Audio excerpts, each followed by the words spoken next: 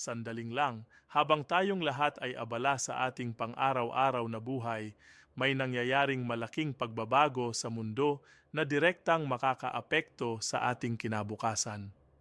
Ang United States, ang matagal nating tinuring na pinakamakapangyarihang bansa sa planeta, ay nakakaranas ngayon ng di inaasahang presyon mula sa dalawang direksyon na hindi nila lubos na inasahan. Ang Russia, sa ilalim ng pamumuno ni Putin, ay hindi na nakokontento sa kanilang mga operasyon sa Europa at Asia. Ngayon, pumasok na sila sa maritime space, ang dagat na malapit sa American shores. Hindi ito simpleng naval exercise. Ito ay isang strategic message. Kaya naming lumapit sa inyong bakuran. Samantala, si Venezuela under Maduro ay hindi na tahimik na kalaban. Ginagamit nila ang kanilang geopolitical position at oil reserves bilang leverage, lumilikha ng alliance structures na nagbabago ng power balance sa Latin America. Bakit mahalaga ito sa atin? Dahil kapag nag-shift ang global power dynamics, ang economic stability, trade routes, at security alliances na umaasa tayo ay nagiging uncertain. Ang tanong ngayon, handa ba tayong harapin ang bagong world order na ito? Tingnan ninyo, ang mundo ngayon ay nasa isang critical turning point na halos hindi natin napapansin dahil nakatuon tayo sa ating sariling buhay. Ang United States, ang superpower na matagal nating alam na kontrolado ang lahat ng sulok ng mundo, ay ngayon nakakaranas ng pressure na galing sa dalawang direksyon na hindi nila inaasahan. Ito ay hindi lamang simpleng geopolitical chess game. Ito ay fundamental shift sa global power dynamics na direktang makakaapekto sa economic security ng bawat bansa kasama na tayo dito sa Pilipinas. Ang Russia, sa ilalim ng strategic leadership ni Vladimir Putin, ay hindi na nakukontento sa kanilang traditional zones of influence sa Eastern Europe at Central Asia. Ang ginagawa nila ngayon ay mas bold, mas aggressive at mas calculated. Noong June 2024, ang kanilang advanced naval fleet kasama ang frigate Admiral Gorshkov at ang nuclear-powered submarine na Kazan ay dumalaw sa Cuba, nagsagawa ng missile exercises sa Atlantic at lumapit ng hanggang 30 milya lang sa coast ng Florida. Ito ay hindi ordinaryong port visit. Ang Kazan ay isa sa pinakabagong Yasen-class submarine na may kakayahang magdala ng guided missiles na may range na higit 1,000 nautical miles. Ibig sabihin, mula sa posisyon nila, kaya nilang tamaan ang mga targets sa loob mismo ng United States without even entering their territorial waters. Ang Admiral Gorshkov naman ay equipped ng hypersonic Zircon missiles na mahirap i-intercept ng anumang existing defense system. Ito ay clear message mula sa Moscow. Kami ay nakahanda, kami ay capable, at kaya naming operahan sa inyong sariling bakuran. Pero hindi dito nagtatapos ang kwento. Ang Venezuela under Nicolas Maduro ay nag-transform mula sa simpleng oil-rich nation na may economic problems into a strategic chess piece sa geopolitical game between superpowers. Si Maduro, despite ng widespread international criticism, disputed elections, at economic sanctions, ay nanatiling nakadikit sa power dahil sa sophisticated network ng alliances na kanyang ginawa. Russia ay nag-commit ng $5 billion para sa military cooperation with Venezuela noong 2018. China naman ay nag-finance ng over $60 billion worth of projects sa bansang ito. Iran, na equally isolated ng United States dahil sa sanctions, ay naging partner din nila sa creation ng alternative economic systems na hindi dependent sa Western financial infrastructure. Ang pattern na makikita ninyo dito ay clear. Ang Venezuela ay hindi isolated rogue state. Sila ay core member ng isang emerging alternative power bloc na pinagsasama ang Russia, China, Iran, Cuba, Nicaragua at Bolivia. Ang network na ito ay tinatawag ng analysts na CRINC, China, Russia, Iran, North Korea, plus their Latin American allies. Ang strategic value ng Venezuela sa Russia ay hindi lang tungkol sa ideology o sa anti-American rhetoric. Ito ay tungkol sa geography at resources. Ang Venezuela ay may largest proven oil reserves sa buong mundo, even larger than Saudi Arabia. Ang control over these reserves, o kahit ang influence lang sa kanilang distribution, ay major leverage sa global energy markets. Kapag si Russia at Venezuela ay nag-coordinate ng oil production at export policies, kaya nilang mag-apply ng pressure sa global oil prices, affecting economic stability ng Western nations at ng mga bansang katulad natin na dependent sa imported energy. Ito ay economic weapon na hindi nangangailangan ng actual warfare para gumawa ng significant damage. Ang Venezuela's location sa northern coast ng South America ay strategic din militarily.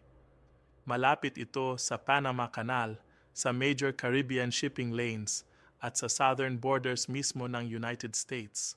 Ang presence ng Russian naval forces, Chinese military cooperation, at Iranian defense technology sa Venezuela ay nag-create ng permanent threat scenario sa Western Hemisphere na dating exclusive domain lang ng American power. Ang response ng United States sa dual pressure na ito ay unprecedented sa scale at intensity. Noong August 2025, nagsimula ang Trump administration ng massive military buildup sa Caribbean region. Ito ay hindi ordinary counter-narcotics operation. Ang USS Gerald R. Ford, ang largest at most advanced aircraft carrier sa buong mundo, ay nire-route papunta sa Caribbean kasama ang complete strike group nito. Ang carrier strike group na ito ay hindi basta-basta asset. Ito ay floating military base na may 60-plus aircraft, guided missile destroyers, nuclear-powered submarines, at approximately 10,000 personnel. Ito ay power projection capability na kayang mag-conduct ng sustained air operations, missile strikes, at even amphibious landings kung kinakailangan. Kasama nito, nag-deploy din ang USS Iwo Jima Amphibious Ready Group with more than 4,000 Marines na trained sa rapid response operations. May F-35 stealth fighters na na-forward deploy sa Puerto Rico. These are aircraft na kayang mag-penetrate ng advanced air defense systems without being detected. Special operations units, including those trained sa high-risk infiltration at extraction missions, ay secretly na-position na rin sa region. All in all, may approximately 15,000 American military personnel na nag-operate na ngayon sa Caribbean area. Ito ay largest military concentration sa region since the Cuban Missile Crisis noong 1962 at since Operation Uphold Democracy sa Haiti noong 1994. Ang official justification ng United States para sa build-up na ito ay counter-narcotics operations. They claim na ang Venezuela under Maduro ay naging narco-state, na ang senior government officials at military officers ay directly involved sa drug trafficking operations na nagdadala ng illegal drugs papunta sa American territory. May merit ang claims na ito, multiple international investigations at US indictments ay nag-document ng links between Venezuelan officials at drug cartels. Pero ang scale ng military response ay lumalampas sa normal drug interdiction operations. Since September 2025, ang US military ay nag-conduct na ng more than 20 airstrikes against alleged drug smuggling vessels sa Caribbean at Eastern Pacific, killing more than 87 people according to official reports. Hindi ito Coast Guard operations. These are missile strikes from naval destroyers. They're using precision-guided weapons designed for military combat, hindi para sa law enforcement. Ang presence ng Carrier Strike Group, Amphibious Ready Group, Stealth Fighters, at Special Operations Forces ay indicating na ang capability na nandoon ay far exceeds ang requirements ng pure counter-narcotics mission. Ang reality na hindi sinasabi ng Washington ay simple. They want Maduro out. Si Trump mismo ay reportedly nag-offer kay Maduro ng safe passage para umalis ng Venezuela at mag-exile sa Russia o anywhere else. Pero ang negotiations ay stalled because Maduro wanted guarantees, global amnesty from prosecution, continued control over military structure, at assurance na ang kanyang network ay hindi papahirapan. These are demands na hindi kayang i-grant ng United States because it would set dangerous precedent at it would leave the existing power structure intact. So nagkakaroon tayo ngayon ng standoff. Ang United States ay nagposisyon ng overwhelming military force, sending clear message na they can strike anytime. Si Maduro naman ay nagmo-mobilize ng hundreds of thousands ng troops at militia members, preparing para sa potential invasion o airstrikes, at nag-activate ng civil defense networks na patterned after guerrilla warfare doctrines. Ang Venezuela ay wala ng capability na makipag-conventional war sa United States. Ang kanilang military equipment ay outdated, poorly maintained, at ang moral ng regular forces ay low. Pero ang doctrine nila ay hindi conventional defense. Ang kanilang plan, based sa analysts at leaked documents, ay survival first then asymmetric resistance. Maghihintay sila ng first wave ng airstrikes, then disperse ang forces into urban areas at mountainous terrain, then conduct prolonged guerrilla warfare na designed para mag-bleed ng invading force politically rather than militarily. Ito ay same strategy na ginawa ng Iraq insurgency, ng Taliban sa Afghanistan, ng various resistance movements na successfully nag-outlast ng superior military forces through attrition at political exhaustion. Ang significance ng situation na ito para sa atin sa Pilipinas ay multi-layered at profound. First, kapag nag-escalate ang conflict sa Venezuela into actual military confrontation, ang global oil markets ay mag-spiral. Venezuela ay major oil exporter. Any disruption sa production nila or sa shipping routes sa Caribbean ay mag-cause ng immediate spike sa global oil prices. Tayo, as net oil importer, ay directly affected. Ang transportation costs ay tataas. Ang electricity generation costs ay tataas. Ang manufacturing costs ay tataas. Lahat ng ito ay mag-translate sa inflation na ma-feel natin sa grocery stores, sa transport fares, sa lahat ng aspect ng daily life. Second, ang shift sa global power balance ay nag-a-affect ng alliance structures na tayo ay dependent.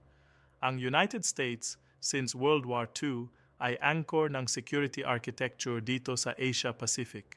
We have mutual defense treaty with them.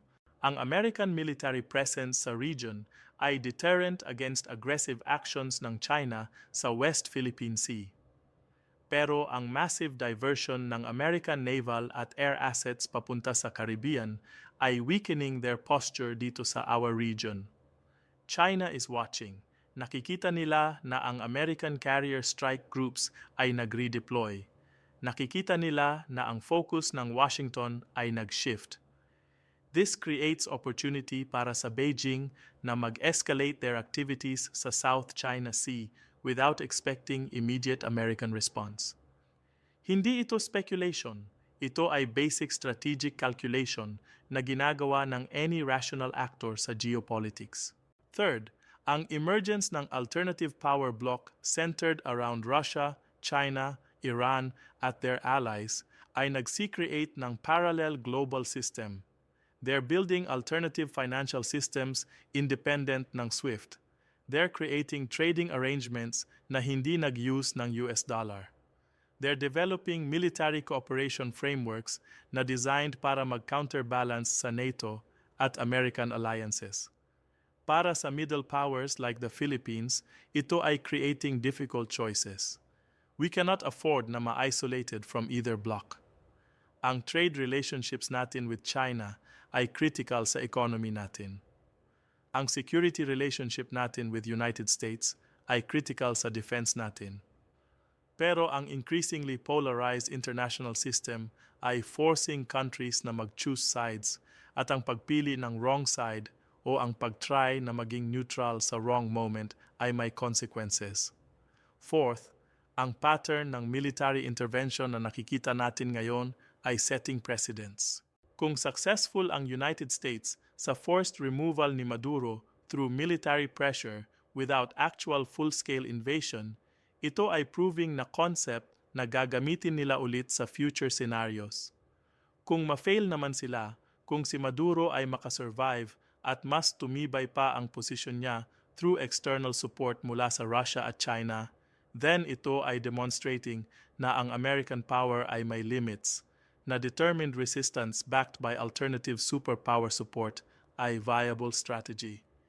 Either outcome ay nag-reshape ng international norms about sovereignty, intervention, at use of force. Ang strategic lesson para sa atin dito ay sobrang clear. Ang mundo ay nag-transition mula sa American-dominated unipolar order into multipolar system kung saan multiple power centers ay competing para sa influence. Ang transition period sa history ay always unstable. Wars, economic crises, at political upheavals ay mas probable during these phases. Ang countries na nakasurvive at nag-thrive during transition periods ay yung mga capable na mag-adapt, na nakakagawa ng flexible alliances, na nag-invest sa self-reliance sa critical areas, at na may strategic foresight na makakita ng trends before they fully unfold. Ang Philippines, dahil sa strategic location natin sa maritime crossroads between Pacific at Southeast Asia, ay inevitably affected ng any major shift sa global power dynamics. We cannot control ang actions ng superpowers, but we can control how prepared we are, how diversified ang relationships natin, how strong ang institutional capacity natin na mag-respond sa external shocks. Ang nakakalungkot na reality ay marami sa atin ay hindi aware sa scale ng changes na nangyayari. We're focused sa local politics, sa personal issues, sa daily survival. These are valid concerns. Pero ang geopolitical forces na gumagalaw ngayon ay creating conditions na ma-impact ang daily survival natin in ways na hindi natin nakikita until they're already affecting us. Ang oil price spikes, ang shift ng trade patterns, ang realignment ng security arrangements, ang emergence ng new threats. Lahat yan ay downstream effects ng strategic decisions being made ngayon sa Washington, sa Moscow, sa Beijing, sa Caracas. Ang question na dapat nating itanong sa ating sarili ay, ano ang ginagawa natin para mag-prepare?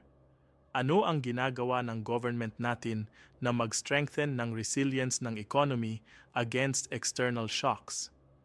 Ano ang strategic conversations na nangyayari sa military at defense establishment natin about evolving threat environment? Ano ang contingency plans natin kung mag-escalate ang tensions between major powers into actual conflict na mag-disrupt ng shipping lanes, ng supply chains, ng international financial systems? These are not comfortable questions. These are not easy questions. Pero these are necessary questions kung gusto nating maging proactive rather than reactive. Ang history ay puno ng examples ng countries na na-blindside ng geopolitical shifts because they were focused sa other things. Ang countries na nakasurvive ay yung nag-anticipate, nag-prepare at nag-adapt ahead of time. Tayo ngayon, sa moment na ito ng 2025, ay witnessing ang early stages ng major realignment. Ang Russia ay asserting presence sa maritime spaces near American territory. Ang Venezuela ay serving as platform para sa that presence at para sa broader challenge sa American hegemony sa Western Hemisphere. Ang United States ay responding with unprecedented military build-up na may implications far beyond Venezuela. Ang China ay observing at calculating their own moves based sa what they're seeing. Ang global order na familiar sa atin since the end of Cold War ay transforming into something different, something more contested, something more dangerous. At ang outcome ng transformation na ito ay didetermina ang world na mamumuhay ang ating mga anak, ang security environment natin, ang economic opportunities natin, ang geopolitical space kung saan tayo kaka-operate as nation. Ito ang reality na hindi sinasabi ng mainstream media ng detalyado. Ito ang context na kailangan nating maintindihan kung bakit ang seemingly distant events sa Caribbean ay relevant sa atin dito sa Pilipinas. Ang globalization, ang interconnected economies, ang alliance systems, ang strategic competition between major powers, lahat yan ay tying us together sa web ng relationships kung saan ang disturbance sa isang part ay creating ripples sa lahat ng parts. Ang prudent approach ay hindi panic, hindi doomsaying, kundi realistic assessment ng situation, careful planning, strategic positioning, at continuous adaptation. Ang mga bansang magiging successful sa coming decades ay hindi yung pinakamalaki o pinakamayaman, kundi yung pinaka-adaptive, pinaka-strategic, at pinaka-prepared. And preparation starts with awareness, with understanding, with seeing beyond ang immediate horizons at recognizing ang deeper currents na shaping ang world around us. Yan ang lesson ng history. Yan ang wisdom na kailangan natin ngayon.